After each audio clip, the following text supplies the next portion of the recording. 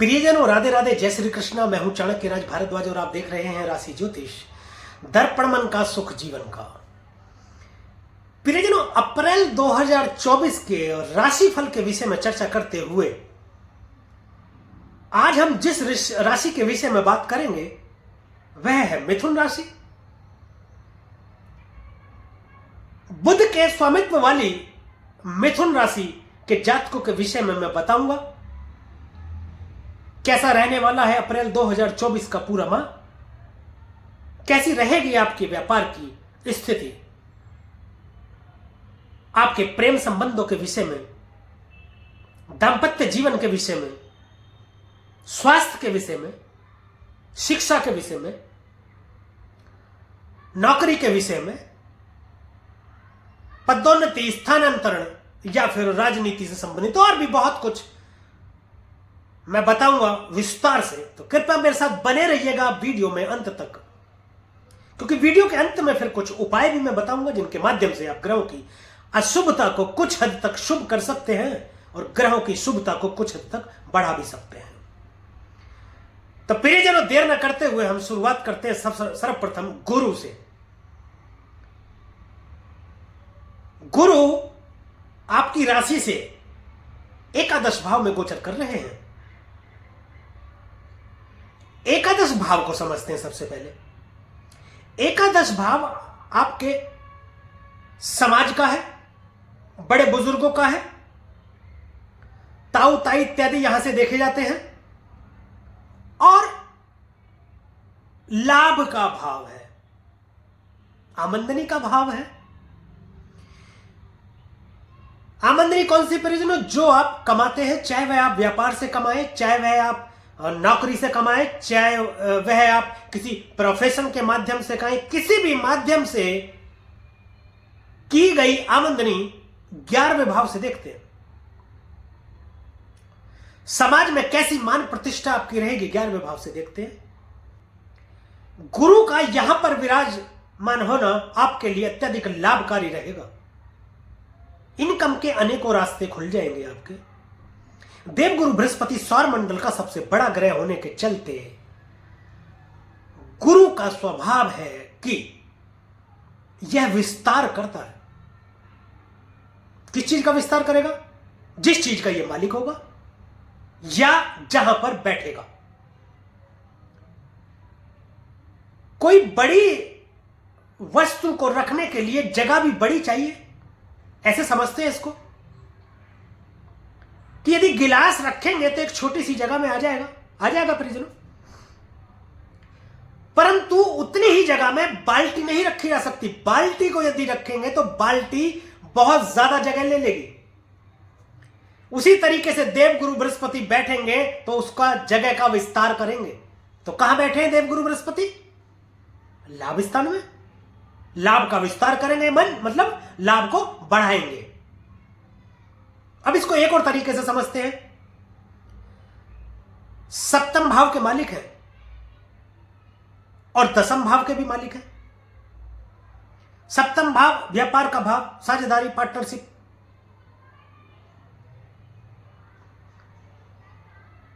और दसम भाव आपका कर्म स्थान। दोनों के मालिक लाभ में बैठ गए।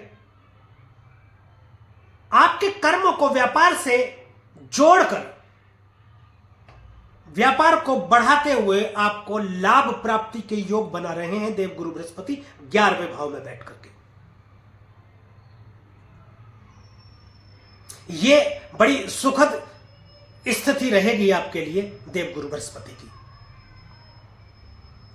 पहली पंचम दृष्टि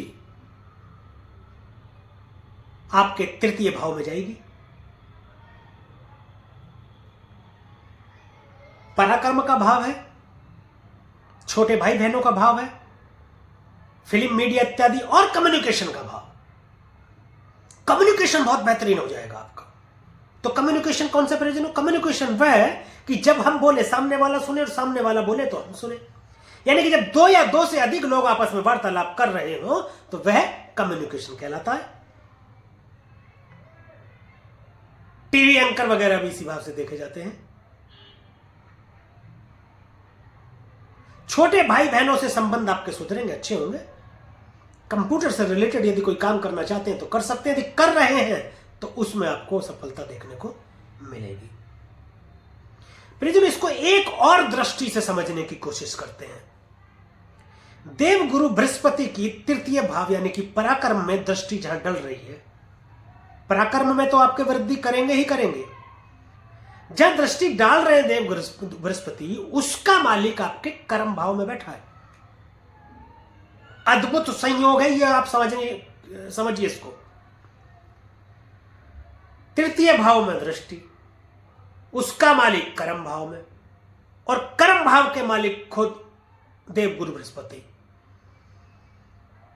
इस तरीके से तृतीय भाव पर पूरा प्रभाव देवगुरु बृहस्पति का रहने वाला है। सप्तम दृष्टि पंचम भाव में जा रही है।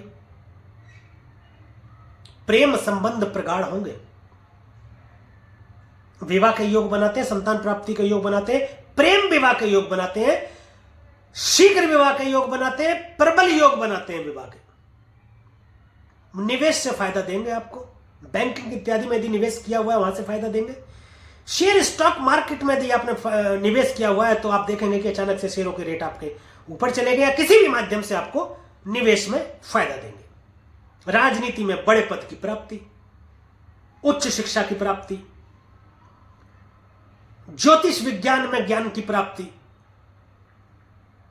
शिक्षा का भाव है पंचम भाव। संतान के संबंध में सुखद समाचार मिलेगा। संतान यदि वयस्क है, नौकरी चाहती है, व्यापार चाहती है, तो उसके संबंध में आपको सुखद समाचार मिलेगा। विदेश यात्रा के योग भी बनते हैं संतान के विषय में। नवम दृष्टि जो देवगुरु बृहस्पति की रहेगी वह रहेगी सप्तम भाव में, अपनी ही राशि को देखेंगे। व्यापार का भाव, दांपत्य जीवन का भाव। दांपत्य जीवन में मधुरता आएगी, साझेदारी के संबंध बहुत अच्छे करेंगे, व्यापार को विदेशों से जोड़ेंगे और उसमें लाभ प्राप्ति के योग बनाएंगे।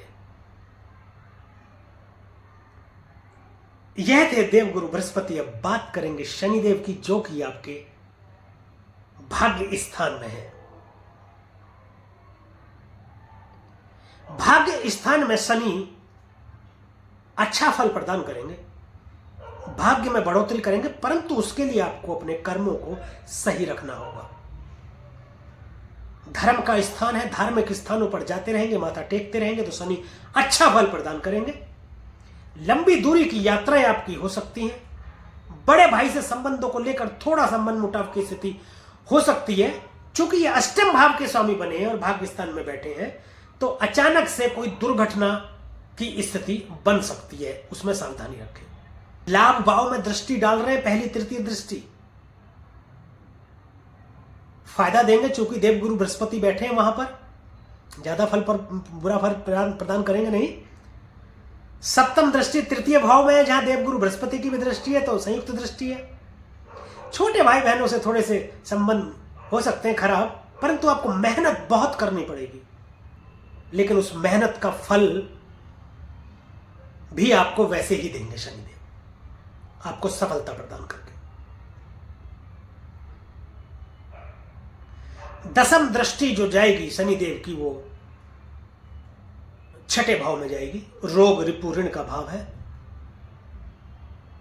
छठे भाव में शनिदेव अच्छा फल प्रदान करते हैं। यदि नौकरी की तलाश में, तो नौकरी आपकी लग सकती है। प्रयासों को अपने तेज कर दीजिए, ये वही समय है। कंपटीशन की कोई तैयारी कर रहे हैं तो उसमें विजय दिलाने का कार्य करेंगे शनिदेव। रोग से मुक्ति देंगे, ऋण से मुक्ति देंगे और शत्रुओं का भी नाश करेंगे। शनि के बाद परिजनों बात राहु की, जो कि कर्म भाव में स्थित है। ऐसा कहा जाता है कि राहु जिसके 10 में, दुनिया उसके वश में। यह काफी हद तक सही भी है, लेकिन यहां पर एक मैं मिथ दूर कर दूं कि ऐसा सभी के लिए नहीं है, सभी के लिए संभव भी नहीं है। बाकी ग्रहों की स्थिति भी देखी जाती है। बाकी ग्रह किस तरीके से बैठे हैं, क्या डिग्री वाइज बैठे हैं, किस नक्षत्र में बैठे हैं, कहां दृष्टि डाल रहे हैं, किसके साथ बैठे हैं, किस राशि में बैठे हैं, ये सारी स्थितियों को देखने के बाद में तब ग्रह गोचर फलित होता है। परंतु आपके लिए तो ये अच्छा ही है। 10वें घर में बैठा राहु व्यापार को ऐसी ऊंचाइयों पर ले जाएगा जिसकी शायद आपने कल्पना ना की हो। विदेशों से व्यापार को जोड़कर लाभ प्राप्ति के योग बनते हैं।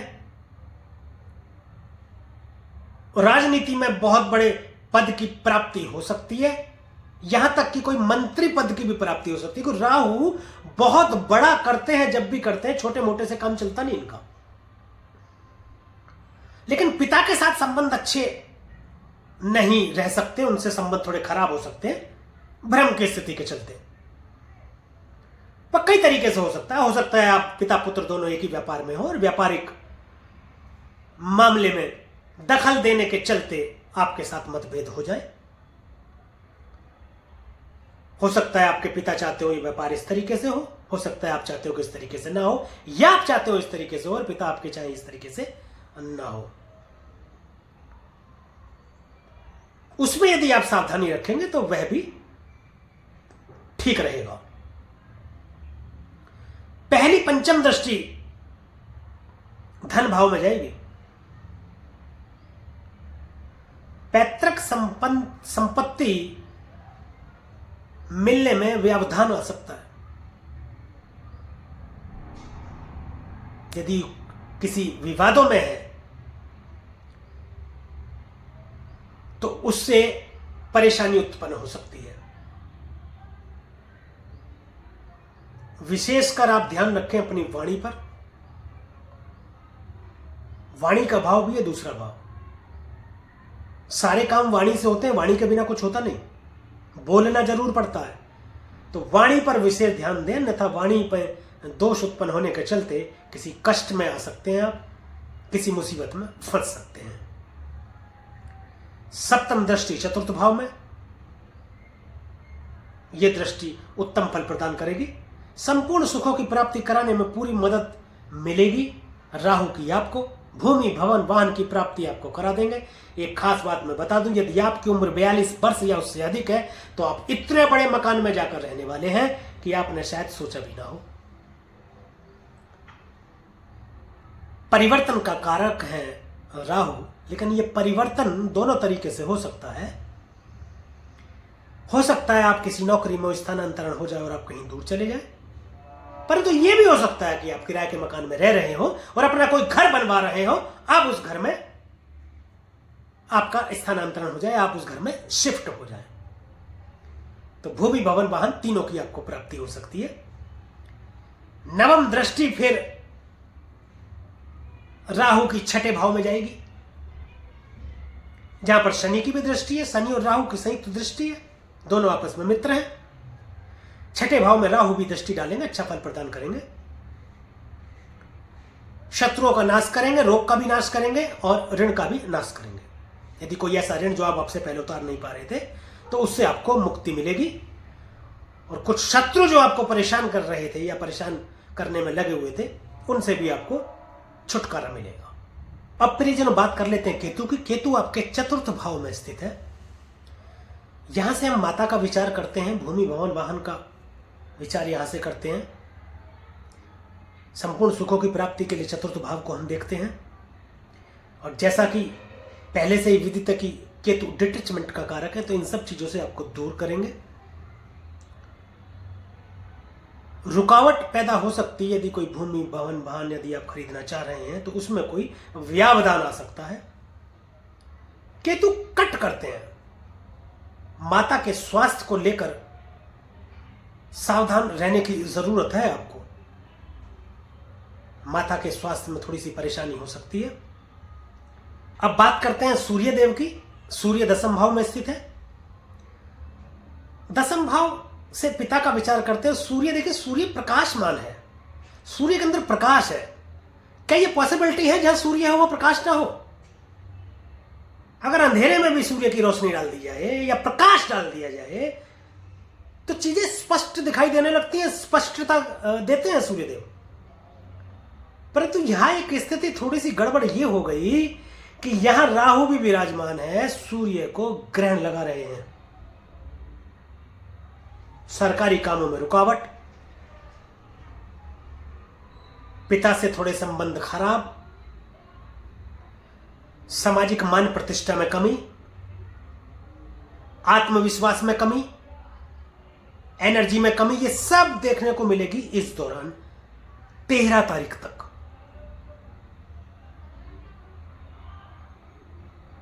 पराक्रम का मालिक है और कर्म भाव में बैठ गया, ग्रहण लग रहा है। पराक्रम का मालिक कर्म भाव में, ग्रहण के प्रभाव में, पराक्रम में भी कमी देखने को मिलेगी, परंतु यह स्थिति 13 तारीख तक है। विशेषकर 8 तारीख से और 13 तारीख तक, यानी कि 5 दिन मान लीजिए थोड़े से। उसके बाद एकादश भाव में सूर्यदेव चले जाएंगे, गुरु के साथ मिल जाएंगे और उच्च के हो जाएंगे। आत्मसम्मान में वृद्धि होगी, सामाजिक मान प्रतिष्ठा बढ़ेगी, अपने आप में सरकार हो जाएंगे, लोग सम्मान देंगे आपको, सारे काम बनेंगे, बिगड़े काम बनेंगे, सरकारी कामों से लाभ होगा, पराक्रम में वृद्धि होगी, छोटे भाई बहनों से अच्छे संबंध होंगे। यह सूर्य का प्रभाव रहेगा। इसके बाद बात बुध की। बुध भी कर्म भाव में स्थित है, परंतु नीच के हैं, राहु के यहां रहते हैं। आपको अपनी वाणी पर संयम रखने की जरूरत है। वाणी दोष उत्पन्न होगा, जिससे आप किसी कष्ट में आ सकते हैं, मुसीबत में आ सकते हैं। कोई भी डॉक्यूमेंट इत्यादि या चेक वगैरह साइन करते वक्त विशेष सावधानी रखें। उसमें कुछ गलती हो जाने के चलते आपको मुसीबत का सामना करना पड़ सकता है। यही ज्योतिष है प्रियजनों, संभावना और सावधानी। संभावना जान लेने के बाद में यदि सावधानी रखेंगे तो ग्रहों की अशुभता को काफी हद तक शुभ किया जा सकता है या उनकी अशुभता से बचा भी जा सकता है। बुध के बाद शुक्र की। शुक्र भी आपके कर्म भाव में स्थित है। राहु भी है यहां पर, सूर्य भी है, बुध भी है और शुक्र भी है। देखिए, शुक्र धन के कारक कहे जाते हैं। राहु से शुक्र का मिलन होने के चलते बहुत बड़े धन की प्राप्ति तो हो सकती है, परंतु चरित्रहीनता भी आ सकती है। अवैध संबंध हो सकते हैं, जिनके चलते आपके दांपत्य जीवन में कड़वाहट की स्थिति आ सकती है, या आप किसी अदालती चक्कर में भी पड़ सकते हैं। इसमें भी आपको ध्यान देने की जरूरत है।